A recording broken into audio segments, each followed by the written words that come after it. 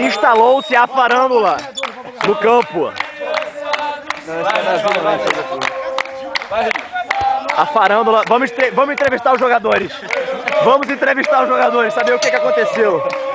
Vamos entrevistar. A equipe entra. Rafael Pacha, o que aconteceu? Fala pra gente, o que aconteceu? O Reis é um filho da puta, meu. Não tem vergonha, não, cara. É isso aí. O time comemora. Chora, criança, do sonho acabou. O time vem junto. De um lado a alegria, do outro a tristeza. Vamos ver.